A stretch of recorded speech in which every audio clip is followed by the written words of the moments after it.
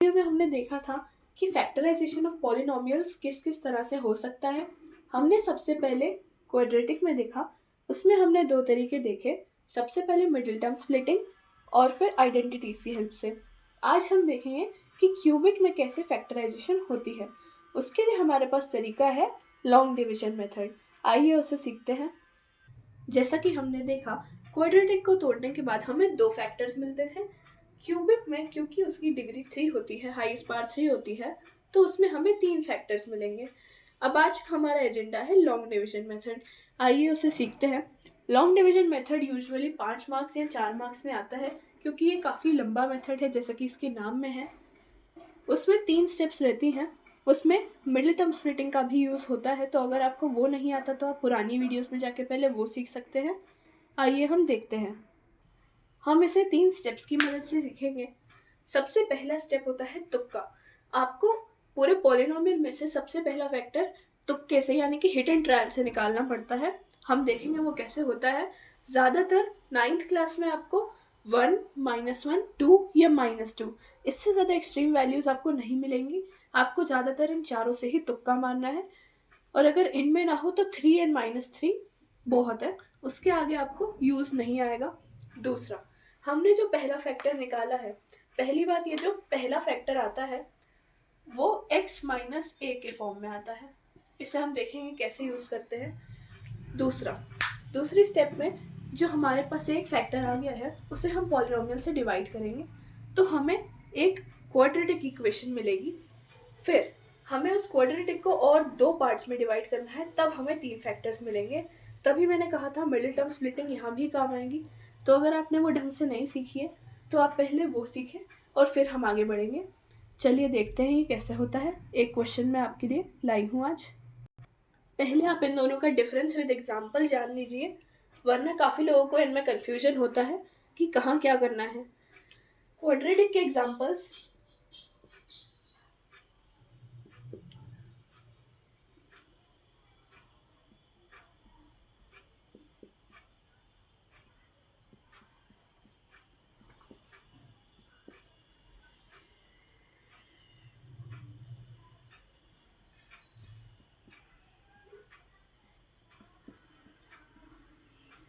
Quadratic के examples मतलब जिनमें हाईएस्ट पावर 2 हो, वो फर्स्ट पोजीशन पे हो या ना हो, लेकिन हाईएस्ट पावर 2 हो। ये कुछ क्वाड्रेटिक के एग्जाम्पल्स हो गए। क्यूबिक में यही सेम चीज़, बस पावर 3 होनी चाहिए, और उसमें 4 होते हैं ज़्यादातर, 4 टर्म्स से बनती है वो।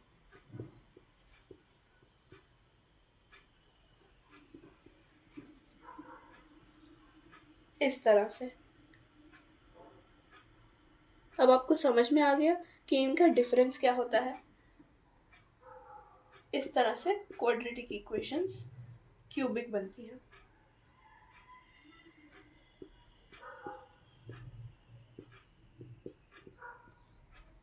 इनका डिफरेंस समझ में आ गया, तो चलिए अब हम लॉन्ग डिवीजन पर बढ़ते हैं। चलिए हम कुछ छोटे डिजिट्स के क्वेश्चन से स्टार्ट करते हैं। मैं यूजुअली समझाते टाइम एनसीईआरटी यूज़ करती हूँ और रिवीजन के टाइम पे एग्जाम्पलर, क्योंकि ज़्यादातर स्कूल इसी बेसिस पर क्वेश्चंस देते हैं। उसके अलावा हम और भी कुछ क्वेश्चंस करेंगे। आइए, सबसे पहले हमने एक बहुत छोटा सा क्वेश्चन लिया है। इसमें सबसे पहले हम हिट एंड ट्रायल करेंगे। अब आप देखिए हिट एंड ट्रायल कैसे होता है। जैसा कि मैंने बताया था कि 1, -1, 2 एंड -2 ज़्यादातर वैल्यूज़ इन्हीं में से आती हैं। तो आइए सबसे पहला फैक्टर निकालते हैं। हम सबसे पहले -1 से ट्राई करते हैं। अब 1 से भी कर सकते हैं। हमें हर x की पोजीशन पे -1 को पुट करना है। ध्यान रखें ब्रैकेट में करें, वरना कई बार ब्रैकेट में ना रखने से गड़बड़ हो सकती है। इस तरह से हमने हर जगह -1 रख दिया। आइए इसे सॉल्व करते हैं। -1 का क्यूब -1, -2 इंटू -1 का स्क्वायर 1, तो -2 into 1 is -2, minus minus plus and that is +2, -1 से +1 एंड -2 से +2, मतलब या -1 एक फैक्टर है। अब आप देखिए इसको x माइनस ए के फॉर्म में कैसे लिखते हैं। जो भी नंबर मिला है वो पूरा a है, मतलब x माइनस a है -1, इस फॉर्म में लिखते हैं। हमें अगर -1 मिला है तो हम उसे x-1 नहीं बल्कि x+1 लिखेंगे। तो हमारा पहला फैक्टर बनता है x+1। अब आइए, हमें एक फैक्टर मिल गया है, x+1 इज अ फैक्टर। पहला फैक्टर मिल गया है, तो अब हम लॉन्ग डिवीजन मेथड की तरफ बढ़ते हैं। स्टेप 1 आई थिंक सबको क्लियर होगा। हो सकता है पहली बार में आपको ना मिले, आप -1 से, 1 से, 2 से भी कर सकते हैं, लेकिन हिट एंड ट्रायल इस तरह से होता है, काफ़ी छोटा प्रोसेस होता है। अगर 0 आ जाए रिमाइंडर तो समझ जाना कि जो दिया नंबर जिससे आपने हिट एंड ट्रायल किया है वो एक फैक्टर है। स्टेप 1 हमारा तुक्का था, जिस तरह से मैंने किया उसी तरह से आप भी करेंगे। आइए अगला स्टेप देखते हैं। स्टेप 1 एंड स्टेप 3 काफ़ी इजी है, बट सबसे इम्पॉर्टेंट है स्टेप 2, जो कि सबसे लंबा भी होता है और इसको समझना थोड़ा सा डिफ़िकल्ट भी होता है। ये विथ प्रैक्टिस आएगा आपको। आइए हम एक बार करके देखते हैं। जैसा कि मैंने बताया, एक फैक्टर मिल गया है और पॉलिनोमियल हमें गिवन है, तो हम इससे डिवाइड कर देंगे और जो क्वोशिएंट आएगा वो एक क्वाड्रेटिक टर्म आएगी, जिसे हम मिडिल टर्म स्प्लिटिंग की हेल्प से स्प्लिट कर देंगे। आइए देखते हैं ये कैसे होता है। हम इसे बिल्कुल नॉर्मल डिवीजन की तरह ही करेंगे। ये थोड़ा सा कॉम्प्लिकेटेड लगेगा, बट प्रैक्टिस के साथ आ जाएगा। इस तरह से हमें इसे लिखना होता है। अब आपको हमेशा सबसे पहले फर्स्ट टर्म पे फोकस करना है, बाकी सबको छोड़ दो। अब आपको देखना है कि ये जो x है, इसे x³ बनाने के लिए हमें इसमें क्या मल्टीप्लाई करना पड़ेगा।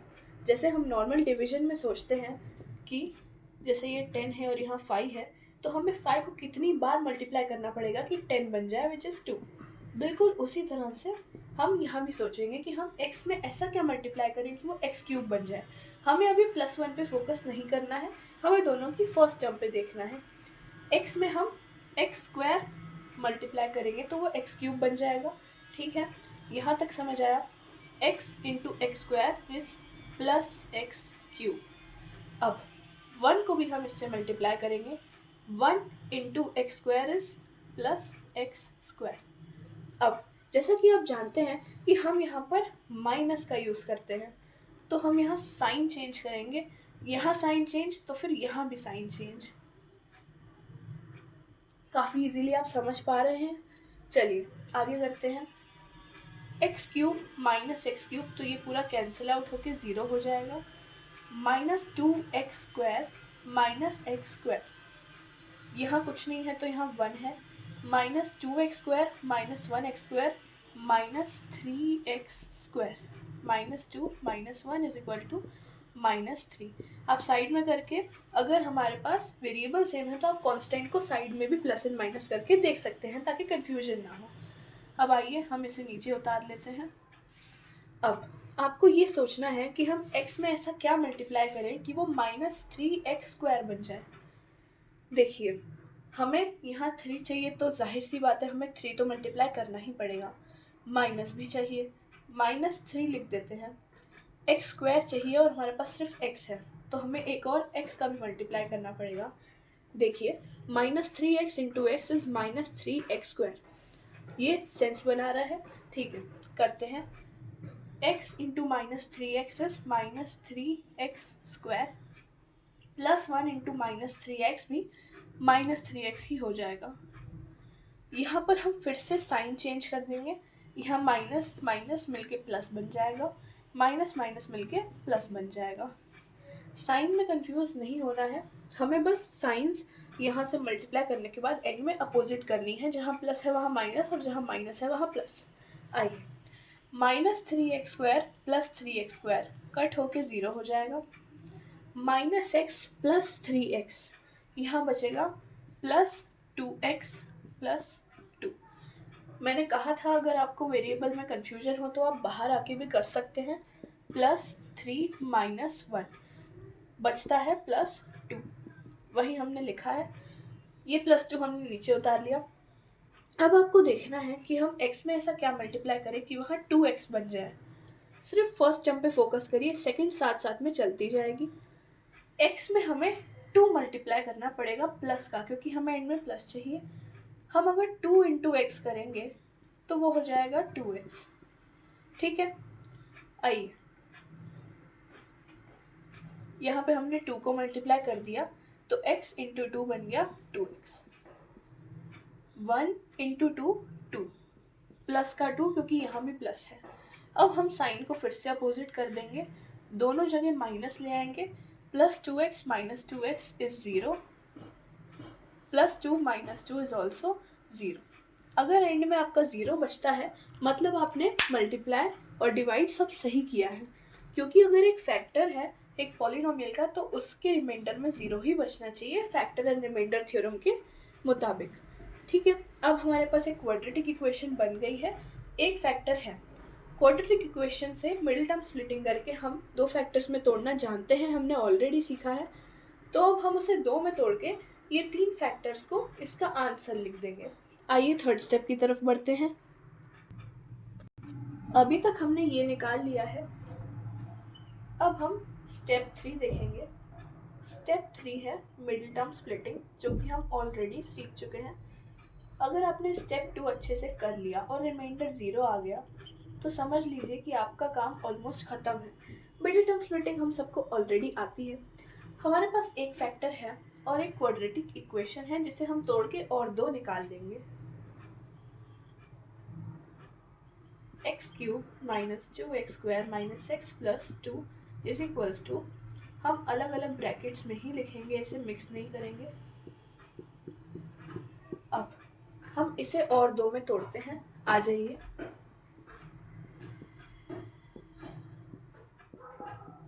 इसको कैसे ब्रेक करते हैं ये हमने ऑलरेडी सीख लिया है। हमें ऐसे दो नंबर ढूंढने हैं, ऐसी दो वैल्यूज ढूंढनी है जिनको मल्टीप्लाई करके 2 आ जाए और जिन्हें प्लस या माइनस करके 3 आ जाए। ऐसे दो नंबर्स हैं 2 एंड 1। आइए फर्स्ट टर्म को हम एज इट इज लिखेंगे, सेकेंड को हम दो में तोड़ देंगे जो हमने अभी अभी ढूंढा। -2 एंड -1 -3 बना देगा एंड -2 एंड -1 को मल्टीप्लाई करके 2 बन जाएगा। अब हम इसमें से कॉमन निकालेंगे, इसमें से x कॉमन आ जाएगा, अंदर बचेगा x। x स्क्वायर में से x बाहर आ गया तो अंदर बचा x माइनस यहाँ बचता है 2। ठीक है, समझ में आ गया। हम बाहर माइनस नहीं ला सकते क्योंकि दोनों टर्म्स माइनस में नहीं है, बाहर केवल 1 आ पाएगा, ये माइनस अंदर चला जाएगा। ठीक है, समझ में आ गया। ओके, अब हम इसमें से कॉमन निकालेंगे। बाहर वाली टर्म्स जो हमने कॉमन ली थी उन्हें हम 1 बना देंगे और अंदर वाली को 1 कर देंगे। अब आइए, हमारे पास फाइनल आंसर तैयार है। Final answer x cube minus 2x square minus X plus 2। एक फैक्टर तो x प्लस 1 हमने निकाल लिया था पहले ही, दूसरा है x माइनस 1 जो हमने अभी अभी निकाला, और तीसरा है x माइनस 2। अब आप जानते हैं कि हमने सारे फैक्टर्स अच्छे से निकाल लिए हैं। जब साइन में झोल हो तो हमें ध्यान से करना पड़ता है कि हम ऐसा क्या करें कि बाहर माइनस आ जाए और मल्टीप्लाई करने पर अंदर प्लस आ जाए। -1 इंटू एक्स करेंगे तो -1x आ जाएगा और -1 इंटू -2 करके +2 आ जाएगा। ऐसे टाइम पे आपको साइन का चेक करना पड़ता है जिससे गलती ना हो। हमने तीनों फैक्टर सक्सेसफुली निकाल लिए हैं। हम ऐसे और क्वेश्चंस अगले वीडियो में भी करेंगे और लॉन्ग डिवीजन मेथड को और इजीली समझेंगे। इसकी आप जितनी प्रैक्टिस करेंगे उतना अच्छे से आएगा। हम अगले वीडियो में 1-2 और क्वेश्चन करेंगे एंड इस टॉपिक को ख़त्म करके हम चैप्टर में आगे बढ़ेंगे। आगे और भी इम्पॉर्टेंट आइडेंटिटीज़ हैं, उन्हें सीखने के लिए मेरे साथ बने रहें। वीडियो को लाइक करें, चैनल को सब्सक्राइब करें एंड वीडियो को शेयर करें। Thank you.